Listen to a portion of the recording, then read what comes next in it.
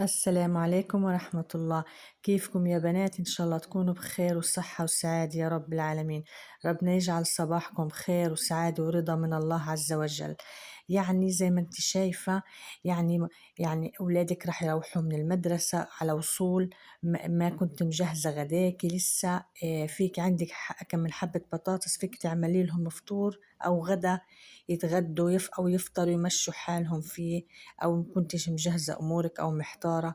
فيعني الموجود عنا بالبيت الحمد لله رضا من عند الله، بدنا نجهز ونعملهم يعني أحلى أكلة. يعني عندي أكم من حبة بطاطس رح أعملهم مكعبات بهذا الشكل زي ما أنت شايفة. أول أذكركم ونفسي بالصلاة والسلام على رسول الله. اللهم صل وسلم وبارك على سيدنا محمد وعلى آله وصحبه أجمعين. وهيك بكون